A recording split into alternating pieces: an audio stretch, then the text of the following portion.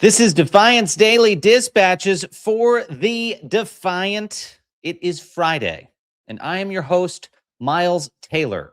And on Fridays here at Defiance Daily, we talk about the MAGA losses of the week. We talk about how the pro-dictator movement in the United States continues to face setbacks. We also award the Donald J. Trump Soulmate Award every week, someone who has sacrificed their values at the altar of authoritarianism.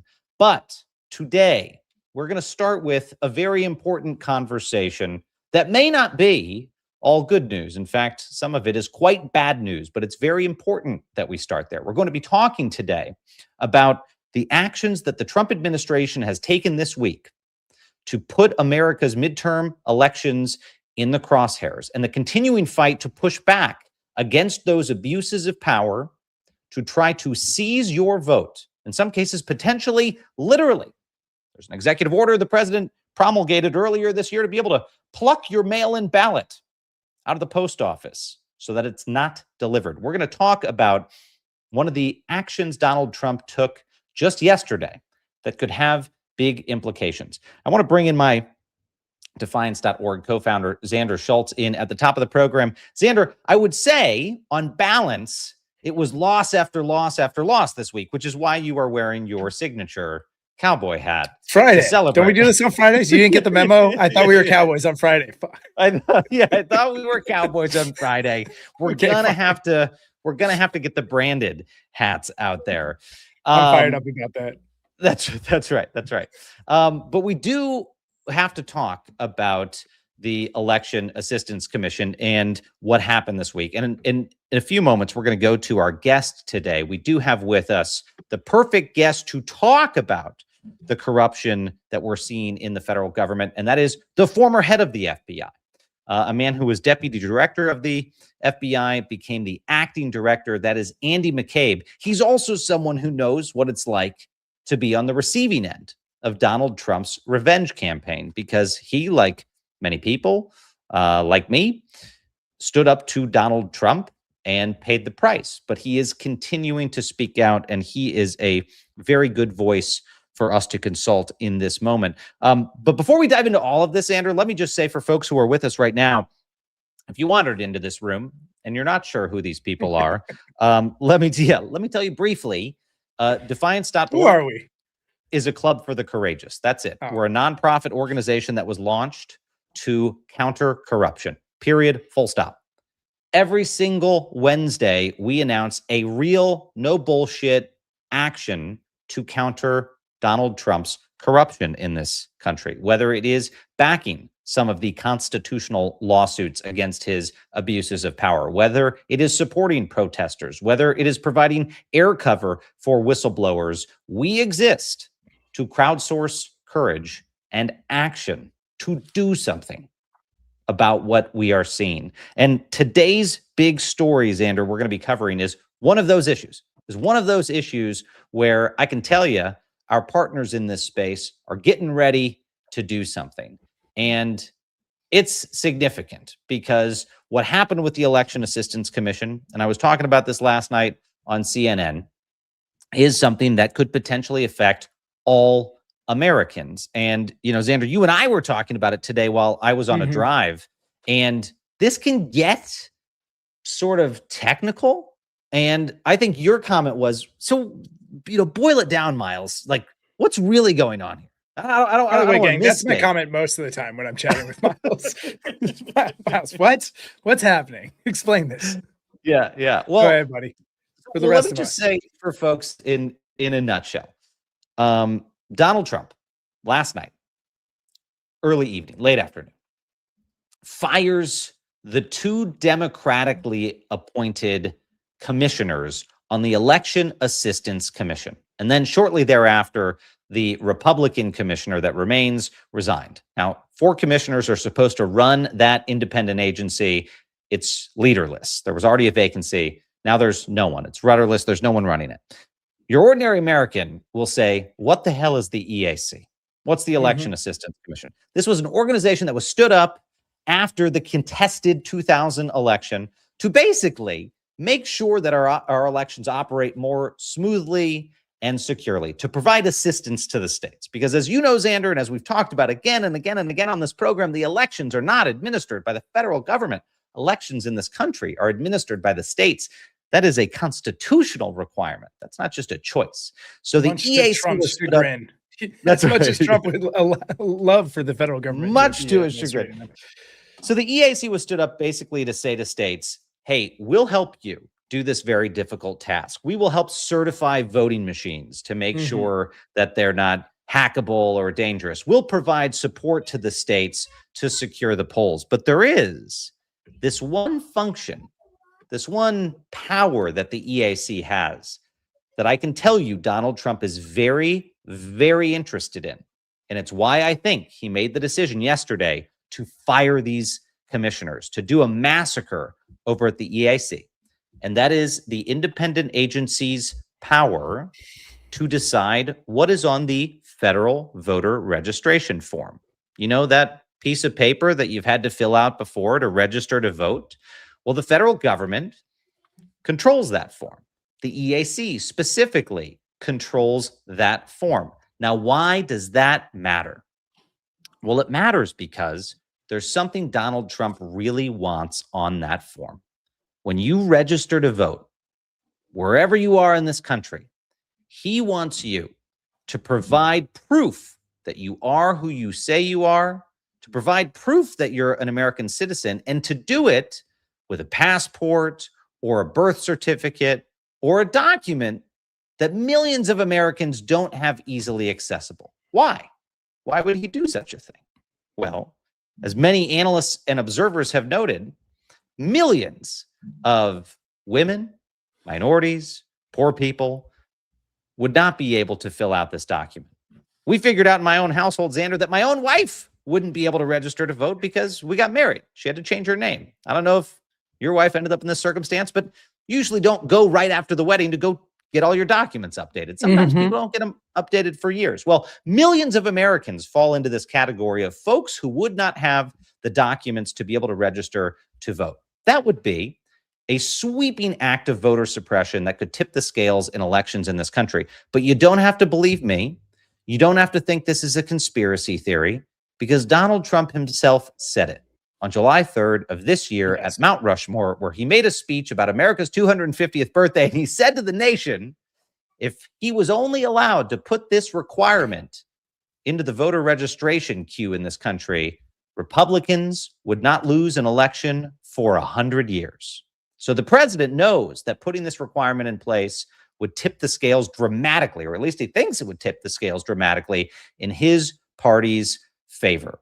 That's why he's been trying to pass, Xander, something called the Save America Act, because the Save America Act would require that that federal voter registration form change, that you must provide that passport that millions of Americans don't have, or that birth certificate that millions of Americans don't have available to them, or you can't vote. There's no wonder that even Republicans in the House and the Senate have balked at this, because it is a very anti-democratic effort. For decades in this country, it's been sufficient to sign on your voter form under penalty of perjury, I am an American citizen. Because if you lie on that form, you can go to jail. And judges have said, Congresses have said, that's enough. Miles, is that common? People lying on that form? Is it a very common thing? No. Well, I'm going to tell you, Xander, because when I was at the Department of Homeland Security in the first Trump administration, he asked us that question. And we used the resources of the 250,000 person Department of Homeland Security, the $60 billion budget of the Department of Homeland Security, to go see if there was systemic fraud across the country about people lying that they were citizens when they weren't, to try to rig elections. And we found out it was bullshit. We found out there was no evidence to suggest that there had been any election that had been impacted by this situation. So that takes us, Xander, to what happened yesterday. Because Donald Trump did something that just 2 weeks ago he wasn't allowed to do. Now, what happened 2 weeks ago? The Supreme Court reached a decision that the President of the United States can fire the heads of independent agencies.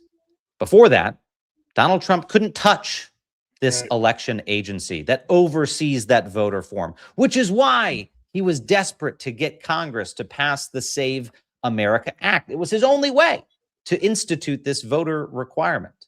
But then the Supreme Court made its decision. And Donald Trump and his lawyers clearly decided now is the opportunity to act. They have fired the heads of that agency. I can only presume that their immediate next step will be to try to parachute loyalists into the Election Assistance Commission and likely to influence that federal voter registration form, to put on that form their requirements that they wanted to put in the SAVE Act. That's all a very long way of saying Donald Trump appears hell-bent on circumventing Congress to put this voter suppression scheme into place, which would be, if it's allowed to succeed, one of the most sweeping acts of voter suppression, one of the most direct assaults on your right to vote in the history of this country. But here's the thing, Xander. I don't think it's going to be allowed to happen. And I think Donald Trump views this as a Trojan horse, but it's a Trojan horse that's probably going to get burned down in Congress, in the courts, on the front lines, in the streets of this country, because people will not stand for it. We're going to talk about some of that today, but that's the background I want to give folks before we dive into our conversation and ask our guest who is joining us shortly. Xander, did I miss anything on the waterfront there? You think I've set the stage sufficiently to help folks understand the stakes here? And you did great for this layman. It was confusing to me, and you laid it out beautifully. Thank you for that background. I'm gonna need you to do a yeehaw. wait till we get to the good stuff. I don't want to yeehaw right after that. Weird moment to yeehaw. Hold on, let's save democracy. Let's do it on the back end. The MAGA losses. Well, look, when I will say one thing that I think it's important for folks to know. The administration has continued to so aggressively flood the zone with actions in the election space. It's easy to get distracted and say, what matters right now and what doesn't, right? What are the actions that he's taking that will have an impact and which will not? This is one of those that rises very high up the list because Donald Trump has, you hear us talk about this mail-in ballot executive order that he issued earlier this year to try to seize mail-in ballots, and other efforts underway to try to get the SAVE Act passed through nefarious means. I mean, just this week, as the Congress returned, even though Trump took this action to take over this independent election agency, he's also still pressuring House Speaker Mike Johnson to find these legislative maneuvers to get the Save America Act through Congress as a backup in case this other Trojan horse effort doesn't succeed. He's flooding that zone. So we have to be careful about what matters, what doesn't in this moment. But this is one of those significant things. So here to talk with us about it today is the former deputy director of the FBI, the former acting director of the FBI, a New York Times bestselling author and CNN contributor, Mr. Andy McCabe joins us by phone. I think we've got him here. Do we have you, Andy? Hey, brother, I'm here. All right. There he is. All right, fantastic. We brought in the big guns today, folks, because Xander and I are ill-equipped to address these issues. We are mere laymen when it comes to the rule of law and the threat that it faces. But someone who was responsible for literally enforcing the rule of law is the right guy to have here. Andy, I want to ask you at the outset just about this decision to purge the heads of the EAC. When you were at the FBI in the first Trump administration, you saw a number of purges. But of course, at that point in time, Trump had not been told by the Supreme Court. You have the authority to go gut independent agencies. I suppose it's no surprise that he did so this quickly. Were you surprised that the EAC was the first place he went? And how significant do you think this meddling could be in the lead up to the midterms? I'm not surprised. The only thing about this was that surprises me that it took him so long to get around to it. The fact that you had these Democrats serving on this commission, I can't believe they made it as long into this administration as they did. his focus on them now makes sense to me on a number of levels. I mean, he is clearly, despite all of the things that he should be focused on, the war that he started with Iran, the effect of that war has had on the ability of every American to meet their monthly bills, the unemployment numbers, the inflation number, everything else that's going on. And, he is worried, really, looks like 24 hours a day about his fantasies about the 2020 election, right? He's got Kash Patel doing things for him down in Georgia. He is trying to do everything he possibly can to meddle with the upcoming midterm elections, which I'm sure he's certainly coherent enough to realize that he's looking at problems there. So this group seemed to me like that's an easy target for him, something he can take care of with a mere mention from behind his desk, and so he's clearly done that. The commission itself, the sad thing is, like, most Americans have probably not ever heard of them. The work they do is absolutely essential. I remember in 2016 how hard it was to get states to take assistance from the federal government in terms of securing their election processes, improving their equipment, securing their ways of collecting and tabulating ballots. We went out, you remember these days, I'm sure, Miles. We went out and I say we, it wasn't an FBI effort at all, but DHS went out, tried to declare the election process critical infrastructure for the purpose of being able to funnel resources to the states, and the states wouldn't have it. They said, forget it. This is our business. This is our responsibility. We don't want you meddling in it. Fortunately, they changed their tune by 2020. And that, of course, ended up being, as Chris Krebs has famously said, an incredibly safe and secure election. So in the aftermath of that back and forth, this is a group that's become essential in actually delivering those resources, those services, that guidance, the funding, whatever the states need to get themselves to a place to be able to do this competently, professionally, and safely. So yeah, it's a natural spot. This is like the soft white underbelly that Trump has found in his multi-pronged effort to kind of gut the election process around the country. Andy, critical question here. Do you think I can pull off an Indiana Jones type switch of you and Kash Patel quickly flip you into the leadership role? Could you You just, can help us course correct. just one more term?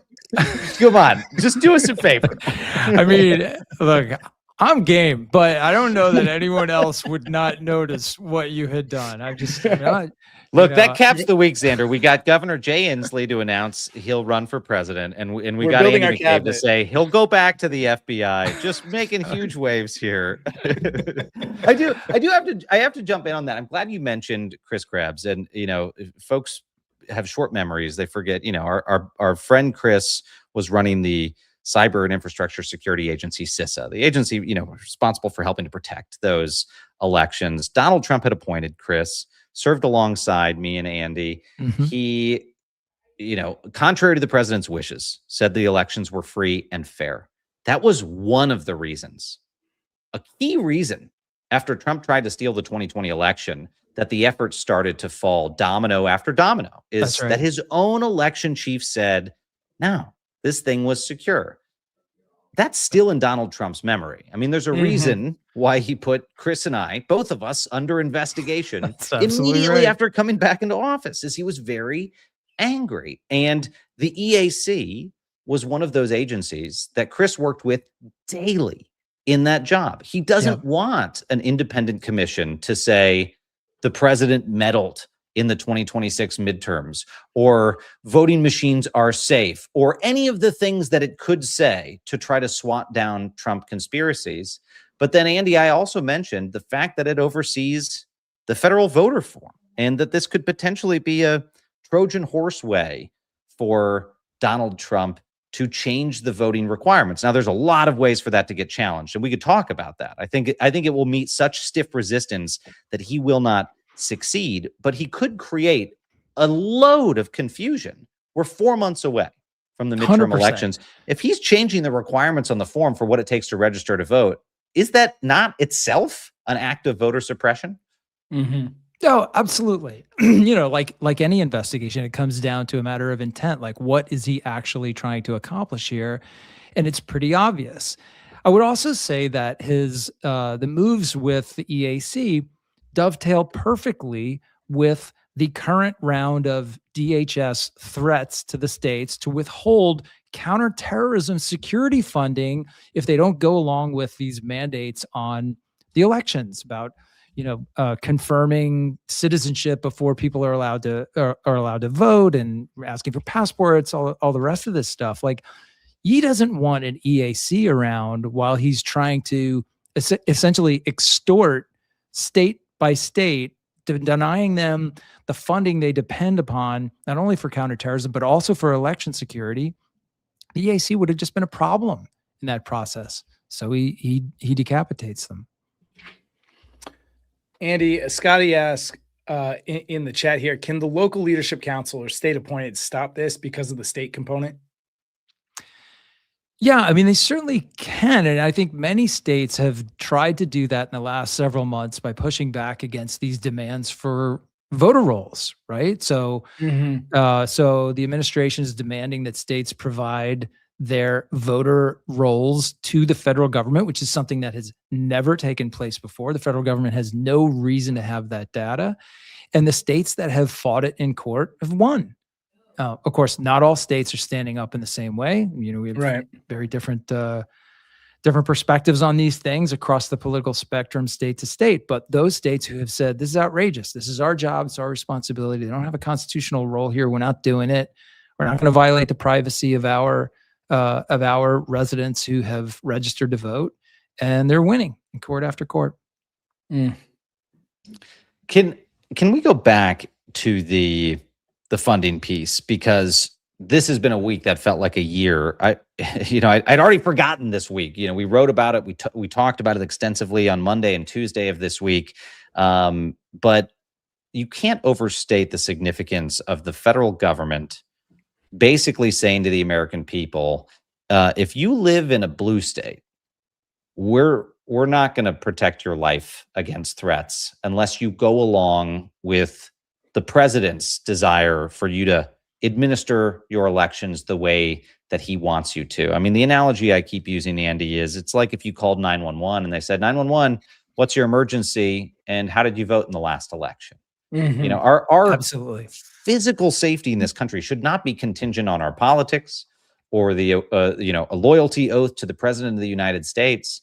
But these funds are that. They are the physical protection of folks in these states. I wonder if you could speak to that for a moment and the significance of that historically. I mean, have you ever seen anything along those lines of an American president saying, hey, the billions in public safety funding we give to protect you against mass shootings and terrorist attacks and weaponized drones, we're going to hold them back until you give the president what he wants? Is there anything analogous to that you've seen before? Because it was really, I mean, I'll just say the federal government often tries to tie strings to federal funds.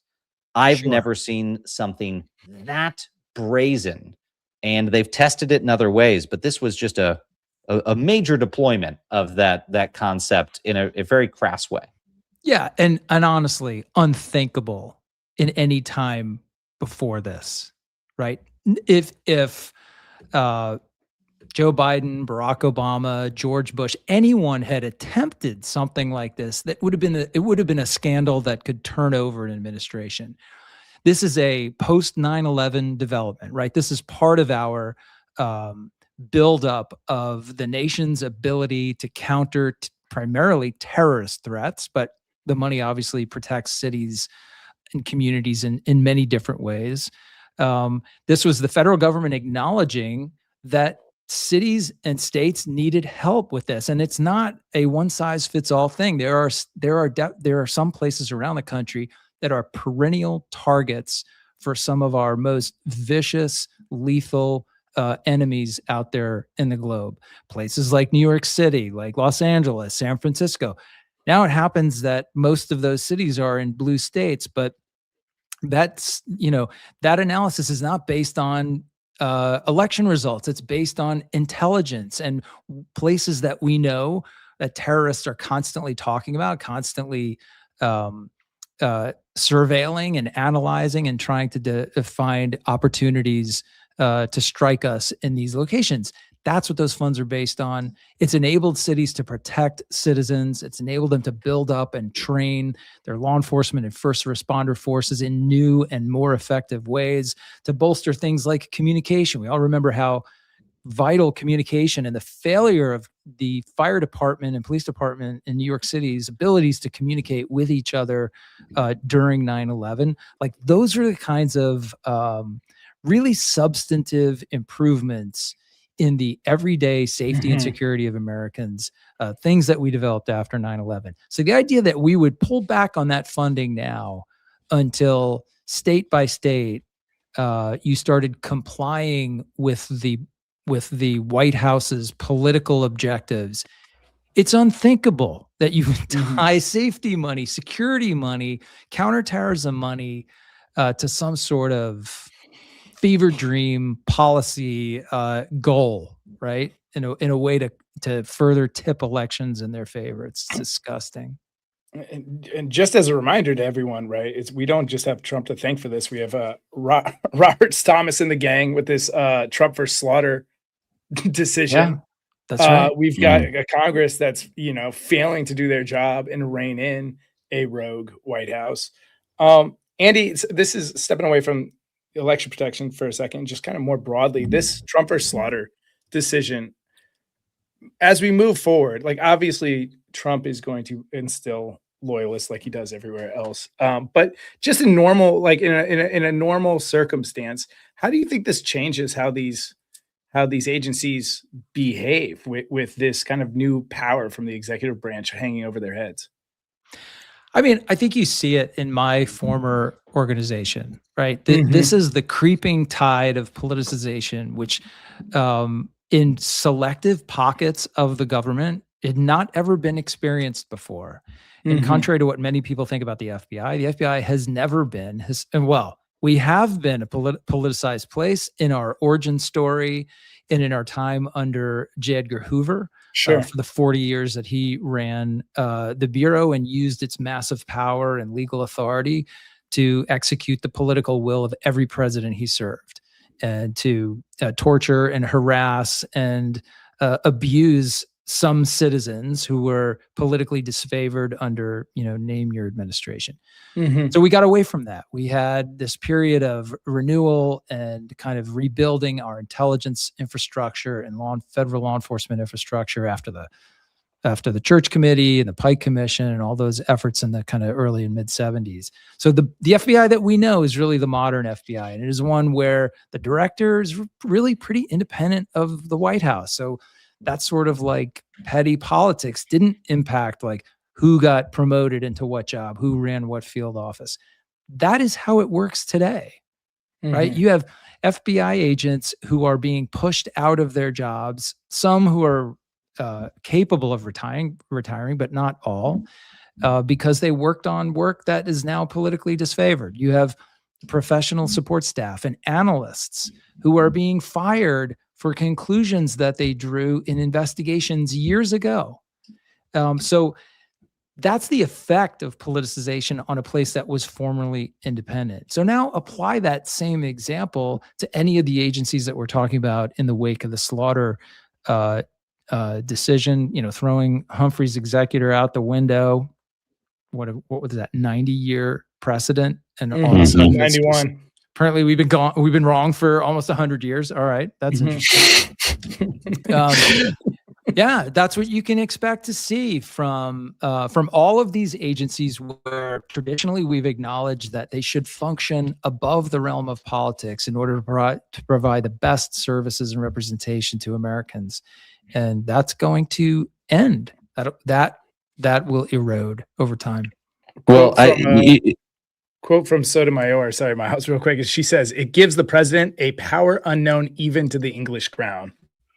Pretty damning. Yeah. Pretty damning. I mean, Andy, you talk about retribution. You had the dubious distinction of being one of the first FBI officials that Trump aggressively went after in the fashion we've now seen him and his team pursue. They, of course, tried to deny you your pension and among many other acts of retribution for declining to politicize the Bureau.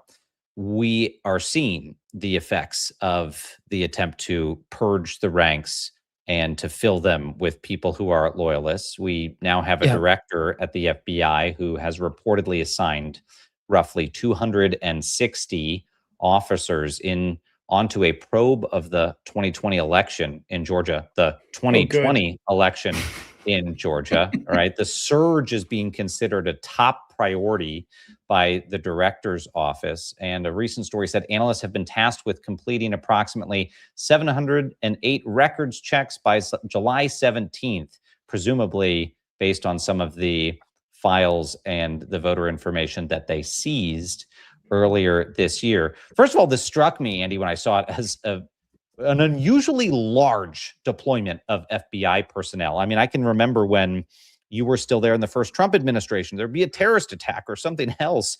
And, we would engage with you all. I can't even remember in those circumstances, in a short period of time, hundreds of FBI personnel, being thrown at something that they wouldn't naturally have already been attached to because of their regions or different posts. What do you make of this investigation of the election in Georgia in 2020? And also bigger picture, not asking you to cosplay as constitutional lawyer, but you know an awful lot on that subject. It seems to me, it seems to me that the president of the United States is not authorized to conduct a unilateral recount of an election. And that appears to be what is happening via the FBI. Yeah, I mean, I think with that observation, you are now a constitutional lawyer. I think that gets you there. Is that how it happens? Yeah, for Third sure. news story we've made this week. Yeah, that law degree was swift. The Constitution is pretty cool. Look, I'm no Mark Elias, but the Constitution is pretty clear on this point that the states run the elections. So yeah, there's no role here for the federal government. And you see that kind of language coming from some of the opinions that that federal courts around the country are rendering on issues related to this. So yeah, you're right about that. As far as this assignment of personnel, like the only times that I have ever seen a similar mass headquarters enforced assignment of a huge number of particularly analysts to an ongoing investigation is in the middle of an absolute crisis, a moment when Americans have died and more may, right? 9/11 in New York, there were 1,200 agents working in the New York office at the time, and probably double that number of support staff. When 9/11 happened, we all worked the 9/11 case for months. And some people, ended up doing national security work for the rest of their careers. I remember in the Boston Marathon bombing investigation, on that fateful Thursday, when we made the decision to release the photographs of the two individuals who we were sure were responsible for the bombing, but whose identity we did not know. And the only way to figure that out, or the fastest way, was to essentially crowdsource that identification. And we got such a massive response from the public in sending in photographs and videos from the event that we essentially executed a denial of service attack on our own system. It's like it overwhelmed all the commuters. We had to that night detail hundreds of analysts to review that material, like literally file by file, picture by picture. So that's where it's done before. All right. So now, do we have a crisis here? No. Is Fulton County, Georgia, the site of a mass casualty attack, a terrorist attack, an issue where Americans' lives might be lost over the 2020 election? Yeah, I would say no. Much less what is the crime? What's the predicate for the federal crime that the FBI is investigating? Is there information to indicate that a violation of federal criminal law has occurred, or that a threat to national security exists? And I'm not saying some fever dream, we think that Italian space lasers influenced the election vote. I'm talking about real information, evidence that there is a solid national security threat here. No, it's never happened. It didn't happen. Every court case that's been filed on these grounds has failed. Every investigation of this, every recount has failed. No one has come up with a single unassailable piece of evidence so far. So no, this is a political errand that the FBI is running to garner the approval of the president for the FBI director. That is it. It pains me to see that FBI people are going along with it. I understand that that's a very hard choice. The alternative is to leave, to be fired, or to quit, and that's not something that many people can do. Kash Patel is abusing the FBI and cheating the American people out of the good and necessary service that all those agents and analysts would be performing but for this assignment. Yeah, well, I'll just say one thing before we let you go, Andy, which is that Donald Trump, as on many things, would have done himself a favor if he hadn't said anything about this investigation. But I don't know if you remember the Tom Lamas NBC interview in January where he was asked about this, and the president said, of course, his agents at the FBI, his director of national intelligence said they were looking into claims of voter fraud.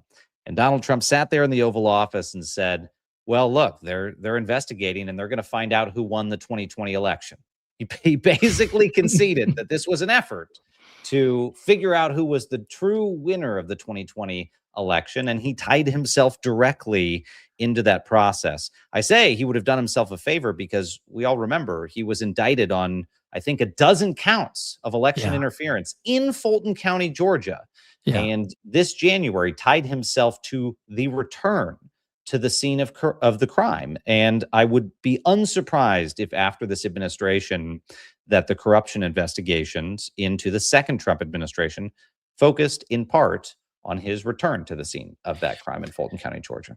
They might, Miles. And I think that comment it's a great thing to bring up because it takes us full circle back to our friend Chris Krebs. Donald Trump prioritized coming after Chris and you because it's an act of retribution that he can't live without. And that's what this is. That's what this focus in Fulton County is all about. He lost, and he can't take the loss. It means there's no practical purpose to doing this now. He came back. He won again, right? He won, and he is president now. There's no reason to keep going back to this nonsensical fantasy, but he cannot let it go because he's so singularly focused on his own desire for retribution and revenge. And so that's what he's going to do. He's going to use the power of the federal government to pursue this act of self-satisfaction. Until he finds out that you agreed, Andy, on the podcast tonight to return to your old job. That's going to throw him for a loop. Only kidding. We're breaking news, baby. Andy McCabe is CNN senior law enforcement analyst and co-host of the podcast Unjustified. You can find him on Substack at The Real McCabe. Don't follow the wrong McCabe. Follow at The Real McCabe. Andy, thank you so much for your public service and your continued public service in everything you do, my friend. Hey, thanks, Miles, for having me. This has been great. Really appreciate you guys. Keep up the good work. We'll talk to you soon. Well, first of all, Andy, I mean, he's just he's the best, Xander. I think there's no one that brings more authority to the moment, especially on these issues, than he does. And anytime I talk to him, it's a reminder of what we've lost with this purge of public servants who don't go in to serve a man, who go in to serve the U.S. Constitution. It's people like Andy McCabe, who wasn't a political hack or a political appointee or a lifelong Republican that took the job for Donald Trump or a Democrat appointed. He's a public servant. And we've lost a lot of those. But in the vein of losses, the pro-dictator MAGA movement has lost a lot this week, folks. I know we talked about some of the scary stuff at the top, but we're going to talk about some of the wins of the week for the pro-democracy side through the lens of the losses that the MAGA movement has suffered. I'm going to start with number one, Xander, which is Affordability doesn't seem to be much of a priority for Donald Trump and family these days. After all, they've spent much of the last year finding new ways to make themselves richer. We've all seen that as we're struggling to fill our gas tanks. But this week, Karma finally managed to collect a small down payment because Eric Trump's crypto gamble has gone spectacularly sideways. According to Bloomberg, Eric's 6% stake in crypto mining venture known as American Bitcoin delivered a significant loss. Reeling from Bitcoin's major downturn, digital currency has plummeted 40%, and Eric Trump's stock took a nosedive on Wednesday, hitting an all-time low of $6 a share, down from its highest peak last fall at $140 a share. As a result, Eric's shares have lost more than $600 million in value. So, Xander, what did he do?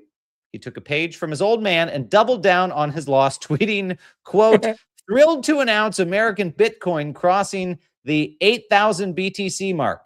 He gloated in a July 7th tweet, the stacking continues. Oh boy, does the stacking continue. You're probably being served eviction notices somewhere because the stacking's getting so high. How incompetent do you have to be when your dad is like clearly doing everything he can to grift on your behalf to still lose? Like, this is incredible. Absolutely incredible. Yeah, I thought you were supposed to rig this part too. Don't worry. I mean, I'm sure there'll be another announcement. We'll get to the rigging. Okay. Yeah, that causes the stock to go back up. Xander, let's jump to MAGA loss number 2, which is J.D. Vance. Let's check in on the man that Donald Trump officially anointed this week as the future of the MAGA movement. Because if this is the audition, Republicans, they may want to keep casting. Vice President J.D. Vance traveled to Milwaukee this week for an anti-fraud event. Whole point of the speech was to accuse Democrats of wasting taxpayer dollars. So naturally, he brought visual evidence. There was only one problem. No one on his team had ever heard of matte printing. Take a look at what I mean. But look at this woman in the front with the smug look and the Louis Vuitton bag. I was wondering what you meant. Look at that woman in the front. Dang, JD. You got to get the lighting right. You got to get the lighting. Good to see him again. JD was in hiding for a little while. I didn't know where he was. He was hanging out in Pakistan. I didn't have lighting, Xander. See, look, I can fix the problem. You didn't like my lighting? Look there, I can turn lights on. The staff didn't do that. They didn't do that. They didn't get this is a bit how my grandpa FaceTimes with me. It's like everything's blurry and in the back. Just look at this. That's too good. That's too good. All right, we're gonna go to number 3, which is Twitter versus Mitch McConnell. And look, you can agree or disagree with Mitch McConnell and his politics. I wish him health and his family and all of those things. But I got to tell you, this week, with all the questions swirling around Mitch McConnell's health, really stank of a cover-up. And Twitter was not having it. And this is why it's our favorite MAGA loss of the week. It happened in the glow of the digital stage, more specifically, Twitter. And while Twitter can be a total cesspool, it can also deliver a strong MAGA pile every now and then, a MAGA pile on. And none was stronger than when a certain Republican leader's absence, Mitch McConnell, became increasingly suspicious. Take a look at the trend on Twitter. Not on Twitter and Threads, you probably haven't seen all of the Mitch McConnell is dead jokes that are happening, so I'm here to inform you of the best ones. Now, before we get into it, if you are someone who thinks that making fun of Mitch McConnell for potentially being dead isn't appropriate, despite the fact that he is one of the most despicable human beings on the planet and is at this very moment being kept alive by machines using healthcare that he would deny to the majority of the public, then this video probably isn't for you. So before you whine about how everybody deserves respect and dignity and blah, blah, blah, just scroll, okay? Okay, let's get into it. So Mitch McConnell is probably dead, right? At the very least, he's on life support. There has been zero proof of life, but Scott Jennings posted this, and it set off the best reactions that have happened on the internet in a little while. I spoke to my old friend Mitch McConnell this morning, the senior senator from Kentucky. He's still recovering in the hospital. We talked for just shy of 20 minutes about Iran, Ukraine, the unfolding situation in Maine, my visit to the TR Presidential Library, and even a little bit of Senate history. I told him we want to see him back at work as soon as possible. Then Thomas Massey, who pushed really hard for the release of the Epstein files and then lost re-election, said, I spoke to McConnell for about 20 minutes this morning. He said we should end the war with Iran, quit giving to Israel, stop spying on Americans without a warrant, and he's really sorry about how my primary turned out. And this is when the jokes begin. I just spoke to Mitch McConnell and he said my call is very important to him and he is experiencing unusually high call volume. And then he played an instrumental version of Sympathy for the Devil for 20 minutes. I spoke with Mitch McConnell for 20 minutes this morning and he said he would have gotten away with it too if it weren't for you meddling kids. I had a 20-minute conversation with Mitch McConnell this morning. He said that he's coming out of his cage and he's been doing just fine. I spoke with Mitch McConnell for 20 minutes this morning and he said that the mitochondria is the powerhouse of the cell. Guys, I spoke to Mitch for 20 minutes this morning and he told me not to take Skyrizi if I'm allergic to Skyrizi. I spoke to Mitch McConnell and he said, Sam, the first night at bed after you left, Ron made out with 2 girls and put his hand between a cocktail waitress's breasts. He was also grinding with multiple fat women. I spoke to Mitch McConnell for a good 20 minutes this morning and he said, beep. The only people having 20-minute conversations with Mitch is at this very moment being kept. Okay. So I gotta say, I have a disagreement with the podcaster on, wishing the sitting on the senator vibes. well on his health, but Yeah. the video does a good job at getting to what Xander was really, really fishy about this whole thing, because it wasn't only Scott Jennings. There were multiple folks, including Senate leaders, who all seemed to have these coordinated posts that they had short conversations. They talked to Mitch McConnell on the phone, but we have not gotten a health update, right, on Mitch McConnell. Critical Senate seat, critical election. We don't know if he's in critical condition. What's even weirder is if you go back and you look at some of those posts from the senators and the Scott Jennings of the world who spoke to them. My wife pointed this out to me last night. They say, I spoke to Mitch McConnell. To my knowledge, I haven't seen, and maybe there is out there, I haven't seen versions that say, I spoke to Mitch McConnell and he spoke back. Yes. And I don't say that as a joke. Yes. An honest question. Scott Jennings should be asked on television. You spoke to Mitch McConnell. Did he say anything to you? Can he speak? Is he lucid? What is the condition of the sitting senator from Kentucky? I was talking about this with folks at CNN last night. I expressed to some of the people on the team over there, I said, look, I think one of the reasons Scott is starting to walk this back, because he said on Jake Tapper yesterday, the family really should maybe reveal more about his condition. Well, I think one of the reasons Scott is backpedaling is if it's found out that this was a cover-up and people were speaking to Mitch and he wasn't speaking back, so people like Scott Jennings are going to get fired from CNN because there is obviously something going on here that we are not being told. Former soulmate winner, Scott Jennings. By the way. That's right. This was, I have to say, the 20-minute thing and mocking Scott Jennings and the other people for these posts took on a life of its own. And there were so many more beyond the ones in that video. So there were a few that didn't make the cut. Xander, I want you to read off just a couple more with me that we plucked because I thought it was a pretty clever gag. And anytime there's a jab at Scott Jennings, I'll take the bait. All right. Well, Mike Nellis writes, Mitch McConnell just called me. Turns out he's actually a Nigerian prince and he just needs $5,000 to unlock his inheritance. He promised to pay me back as soon as he's discharged. That's a solid one. Okay. I'm told this next one is a personal favorite to our producer. Hassan Piker simply wrote, just got off the phone with Mitch McConnell. We had phone sex. I didn't see where that one was going, but like that one had to have gone viral. And Xander, Hassan took the tweet one step further, publicly challenging McConnell on. I can't even say that. Never mind. We'll skip that one. We'll swipe left. You want to swipe left? Yeah. Swipe left. These will get me into giggles that I won't get out of. But honestly, we need answers on this one. And this is a MAGA loss of the week because, like all these other cell phones, they can't even do their cover-up correctly. Their cover-up is so obvious, which leads us, Xander, into our final segment of Friday, because we often have folks that are perpetuating the cover-ups who are nominated for our weekly Donald J. Trump Soulmate Award. Now, if this is the first time you've heard us talk about this award, we give this out every week, Xander, to the person most deserving of an award for being Donald Trump's loyal follower in his pro-dictator movement by doing whatever Donald Trump wants them to do. And this was inspired by the news that Donald Trump was giving out pairs of his favorite shoes to cabinet members who were apparently willing to wear wrong sizes and floppy clown shoes around the nation's capital just to please the boss. So we wanted to award these folks. And speaking of, Scott Jennings was actually our very first awardee. So this week, we're going to go through the nominees. But folks, all of our nominees this week were all so bad, we cannot decide this alone. So we need all of you to take out your phone or your tablet or your computer or mom's phone or dad's phone. We don't care.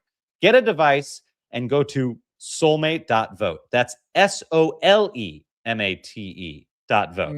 Get it? Soulmate, like the shoe, the soul of the shoe. Go to soulmate.vote to cast your votes on who you think is the biggest Trump bootlicker this week. And before you do that, let's go through our nominees. Don't jump the gun. I know you may see your favorite or least favorite face on that screen, but let's talk about why each of them are nominated this week. We're going to start with Florida Governor Ron DeSantis. Xander. Now, when you go to the Sunshine State, fan favorite. When you go to the Sunshine State, the dream vacation spot of parents with snotty toddlers and also for drunk college kids, you're stepping off that plane for palm trees and warm weather and maybe a margarita.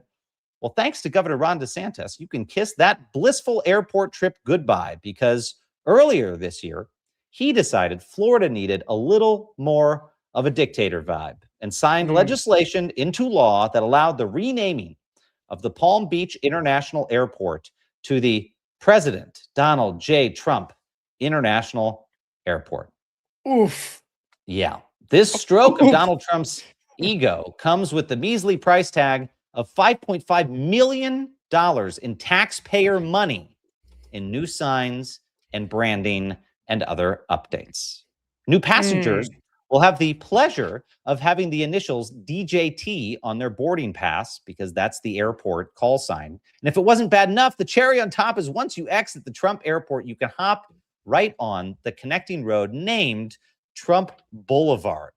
Oh, you cannot make this up, Xander. So for making all of this happen and basically stealing the old Kennedy Center letters and slapping it on his airport, we welcome our first nominee for this week's award, Governor Ron, Make Florida Tacky Again, DeSantis. Xander, do you think he's got your vote? Where's he going to net out? You know what other nicknames for Ron DeSantis is? Ron De Sanctimonious or Meatball Ron. You know who called him that? Donald J. Trump. That's what Donald Trump called him throughout the 2024 primary. Ron De Sanctimonious, Meatball Ron. So these guys, it's really funny watching these former opponents of Trump turncoat in the ways they have and lick the boot despite, all the attacks on them, on their families, on their wives. It's really cowardly and disgusting. I agree. Well, hold your vote because our second nominee is Circuit Court Judge Emile Beauvais. Now, Beauvais actually got some bootlicking prerequisite under his belt because he, of course, served in Trump's army of attorneys and reportedly oversaw the mass firing of prosecutors who tried January 6th rioters. And he's advocated for the commission of war crimes, urging the White House to ignore court orders it didn't like. But when Beauvais got called out for his seasoned bootlicker activities, he got outraged, claiming he is, quote, not anyone's henchman. He's an enforcer. Wow. Not anyone's henchman. He's an enforcer. And you know what? Go ahead. It's a weird thing to say. You could write a novel on that, that statement. And you know what? He's right. He's not Trump's henchman, but he might be something a little more than that. Because during a meeting, another circuit judge noticed an interesting background on Beauvais' phone. I think we've got that there. Yep. I think that's real. Is that real? That's the background on his phone. Most people have significant others as their background, maybe a dog or a cat or a child. No. Emile Beauvais apparently has a picture of Donald J. Trump as his phone background to keep in his pocket and look at every time he is down. Maybe give it a little kiss. That is stunning. I got to tell you, folks, I go into the awards not knowing.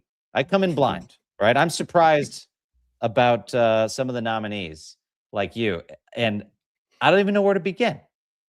This is the guy who, when they nominated him to a judicial appointment where he's supposed to show independence, was bent over backwards to try to convince the Congress he was independent of Donald Trump. And now he's got his cell phone background as the guy. I've served in 2 presidential administrations, Xander, and I never had the boss as my cell phone background.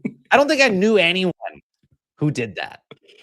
Oh, it's so absurd. I don't even think if you went back in time, like Stalin's right-hand man would have had Stalin on the. It's like a unique type of loyalty Bove is showing right here. Very odd behavior. Although you have me as your background, which I find weird. But you show me all the time that you have me. Yeah, picture me triumphantly.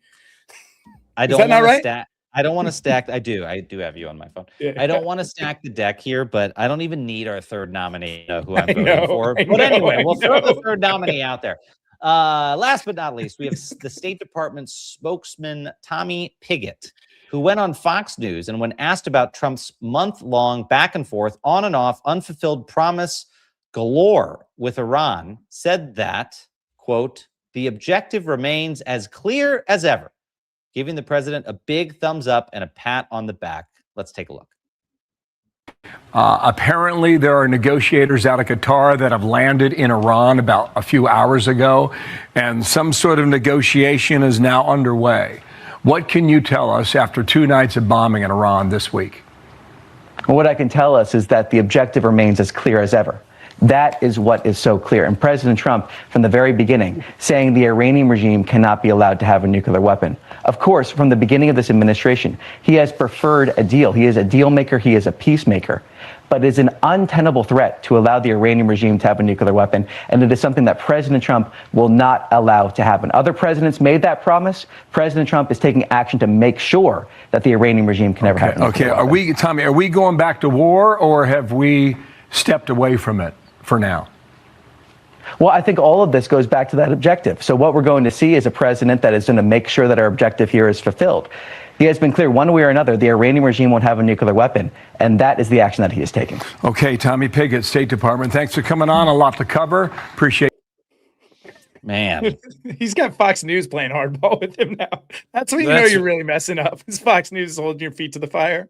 I love the way he says peacemaker, because that's, we used to talk in the first administration about how when you were on TV, when anyone went on TV, you were not speaking to a national audience. You were speaking to an audience of one. And how people chose to handle that information told you a lot about them. Did they stick by the rule of law and defend what was right? Or did they just say whatever the hell the boss wanted them to say, especially his favorite words? And Tommy seems to have picked up on what the boss wants him to say, because peacemaker is what Donald Trump so desperately wants to be. I love that the other day someone wrote that the FIFA Peace Prize recipient was resuming a war during the FIFA World Cup. You can't make that up. Just amazing really stuff. On us not following along. Like, it's just, wasn't regime change. We talked about that, didn't we, gang? We were talking about the regime change for a while. That's not happening. Not even mentioned anymore. Then Israel got us into it. Rubio was letting us know Israel got us into it. I guess that's not a part of this anymore. They're just betting on us not tracking completely. That's what they're hoping. Well, we are, because Tommy, whether or not he wins, gets to say forever he was a Soulmate Award nominee. He may not be winner. Let's see. So those are our nominees. We have got Ron DeSantis with the Trump airport, giving Trump his own airport. We have got Emile Bove, the independent federal judge who still keeps a photo of Donald Trump as his background on his cell phone. And then we've got his State Department spokesperson channeling all the things he wants him to say. Xander, before we go to the results, make sure to get your votes in, folks. Soulmate.award, SOLEMATE.award. Who's got your vote, Xander? Yeah, I'd love to give it to Bove because I just think it's weird. It's just very weird. But for me, it's got to be DeSantis, just because he was so ruthlessly attacked by the guy for so long. Yeah. Like Beauvais at least always been on the home team for Trump. DeSantis was supposed to be, his biggest challenger and his big opponent coming into it. And so to turn around and slap Trump's name on all these things after being whooped is pretty embarrassing and pretty bootlickerish. What's the descriptor? You should launch that. Bootlickerish.com. Boot licorice by Xander. It's lollipop shaped in a boot. Yeah, look, I think I've got to agree. If you were going to try to dispassionately assess it in magnitude, it's got to be Ron DeSantis this week. But I'm going with Emile Beauvais just because it's creepy. It's just creepy. It's by the way, I saw in our creepy. chat, and sorry I'm not attributing this. Beauvais' age. What do you think Beauvais' age is? How much older do you think Beauvais is than us? Tough to say. He's 4 years older than us. It's got an interesting look, that fella. All right. Well, the job will do something. Working for a dictator will do that to you. I'd look a lot older if I hadn't resigned in protest, Sandra. That's really why you got out of there. Let's go to the results. All right. The winner are in. Should share that. Quick refresh. We got it. Boom. Ron DeSantis. Oh, Xander, you got that one. Let's look at the percentage breakdown. Florida Governor Ron DeSantis won with 60% of the vote. It wasn't even close. Emile Beauvais at 33% and Tommy at the State Department at 6%. You get a pass now, Tommy, but doesn't mean you won't be a nominee in the future, my friend. You may well one day win this award. Well, Ron DeSantis, Xander, what we used to do is, as I've told folks, we used to actually send the shoes out to the award winners of the Soulmate Award, but the people kept returning them. They kept sending them back. They apparently didn't want the Donald Trump shoes, maybe because they already had a pair from Donald Trump. And so now what we do instead is we offer people the opportunity to make sure that the winner knows that they won. So if you want, we can put it back up on the screen. Feel free to take a screenshot of the winner, or you can go to the page soulmate.award and click on the results in the upper right-hand corner and take a screenshot of Ron DeSantis' victory. And feel free to go to his social media pages on Facebook or Twitter or wherever else he's on social media and just post it in his comments. Let him know. You don't have to be mean. You don't have to be cruel. Let's not be like them. Just congratulate him. Congratulate him on winning the award and being a Donald J. Trump Soulmate winner.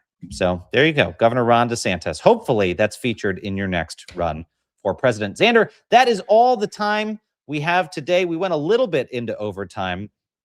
Listen, folks. For Andy McCabe, though, it's worth it. If you get more Andy McCabe, we'll take it. We'll take more McCabe. We don't even need live shot of Andy. We were happy to take dial-in from him because he's a legend. A lot has happened this week. A lot of affronts against our democratic system, but I hope folks take away not just the pithy MAGA losses for the week, but the acts of defiance that in every episode this week we highlighted. I hope you take away that the defiance is very strong in this country. And no matter what Donald Trump is trying to do to meddle in the midterm elections, we see through it. And the American people are vastly more prepared than when Donald Trump tried to prevent the peaceful transfer of power in 2020. They've had a lot of lead time, but we've had a lot of lead time. And that's why, again and again, the pro-democracy side is beating the pro-dictator side in the courts in this country, and that will continue.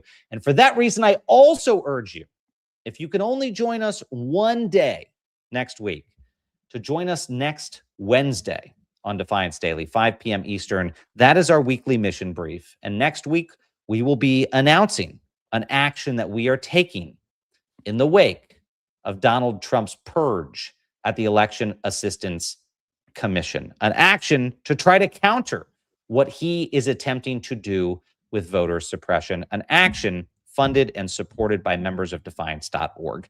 If you are not yet a member, if you just want to dip your toe in the water, subscribe for free at defiance.org to follow along with our updates. Yeah. If you want to actively fight Trump's corruption, sign up as a member and help us do exactly that. Xander. And if you want Trump to win, don't do either. Don't subscribe, don't sign up. Right. If you want Trump to win, just hang out. And we offer you that option at the bottom of our website. If you go to defiance.org, we offer you two options. If you scroll to the bottom of the page, you can see what I'm talking about there. You can choose your own. adventure. That is our show today. Thank you, everyone, especially Defiance.org members, for everything that you've done this week to protect our democracy. We will see you the same time on Monday. In the meantime, stay loud, stay brave, and stay together. Bye, gang.